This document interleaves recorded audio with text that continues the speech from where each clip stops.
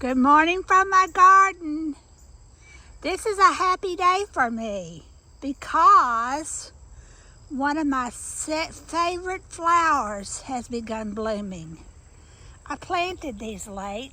I was busy doing other things, but these are tall, giant zinnias, and I've scattered them all around my garden. And today, on this glorious day, I'm seeing them begin to bloom. There's also a butterfly weed back there. Let me see if I can find him. There it is. See that orange back there? Well, I noticed it today. Noticed, saw, noticed.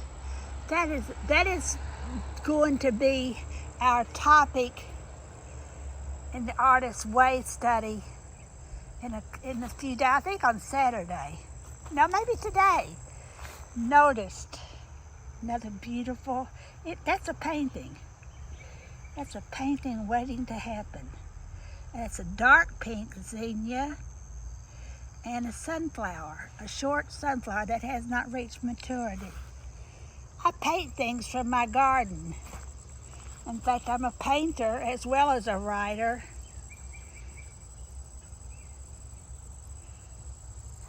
But let me say something. I'm a pretty prolific. When I'm painting, I'm prolific. I paint every day if I can. But when I'm not painting, I'm just shut down. And I was shut down completely several years ago, almost 30 years ago, by a terrible divorce, and I did not paint for years.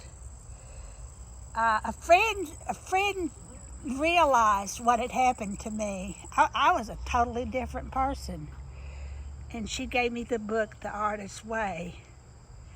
And although it took me a while to be convinced that I would bother with that silly little book, I did, and the morning pages saved my life. So when I speak about the healing power of the morning pages, I speak with a determination backed by experience. It saved my life. Jacki Kellum says that over and over in her book. Several people have said that the participating in her program, The Artist's Way, has saved their life. But The Artist's Way saved my life. That is a malformed zinnia. I love it. No, it's not. It's been eaten upon by something else that needed something to eat. It's okay. It's all good.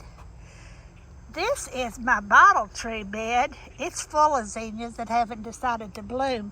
But look at that one right there. Ooh, that's going to be a beauty.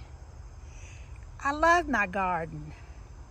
The morning pages is a way, in today's reading, this is day 3, it's a type of meditation that shuts off the rule-laden, the harsh logic brain that couldn't create if it needed to. It wants the logic brain wants to copy. It wants to see what other peoples have done and copy that to a T. They're afraid of new marks, new colors, new things, because they haven't seen it 1,000 times before. And they determine that what's new is undesirable. That's logic brain. Artist brain is just the opposite. Artist brain is playful. It loves color in little doses, in big doses, everywhere it can find it. And it celebrates color. It's playful, like the sunflowers, like that bougainvillea dancing above my garden, like the sunflowers bending their heads in prayer. I see all those things when I come into my garden. And just looking at these things quietens the sensor with me. I'm not thinking about what people think about my paintings when I'm out here. I just did, unfortunately.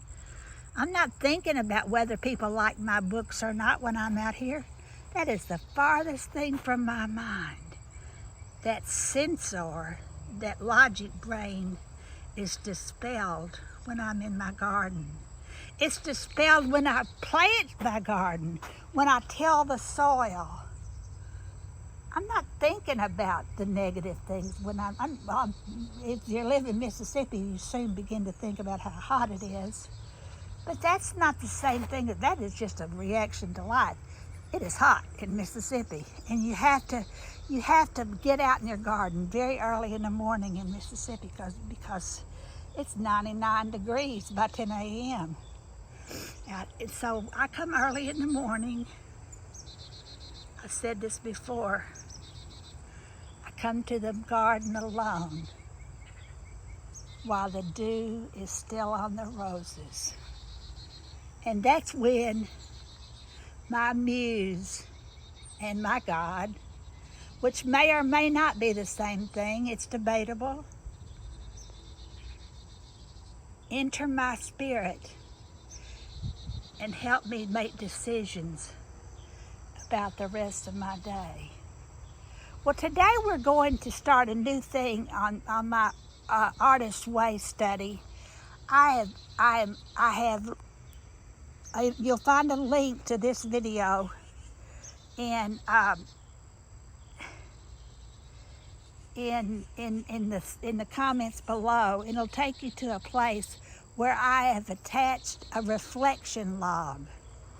Pretty soon, I think it's going to be, I'm not sure what day it is. I'm ahead of y'all, so I get lost. Pretty soon we're going to talk about, Julia Cameron brings it up, and I talk about it in my own work, details. The devil's in the details. Well, you can't write about the details if you don't see them. I have several posts. Look, don't just look, see. And notate what you see. So I have a reflection log. Every day, in addition to your morning pages, this is not to supplant the other, make some notations about your day, about what you see, about what impresses you.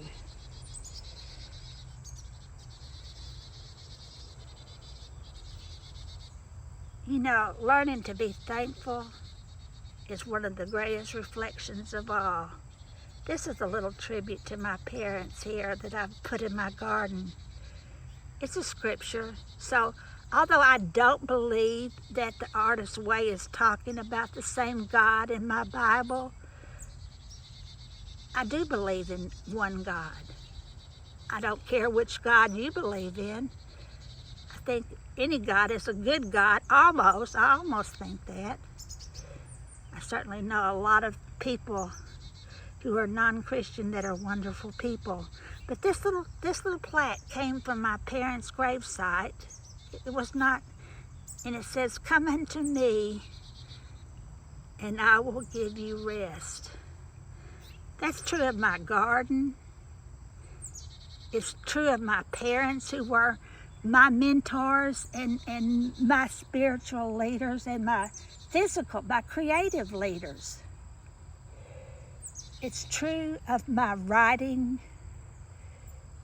Come unto me and write. I will give you rest. Come unto me and paint, and I will give you rest. Come unto me, and I will give you rest. Seek, and ye shall find.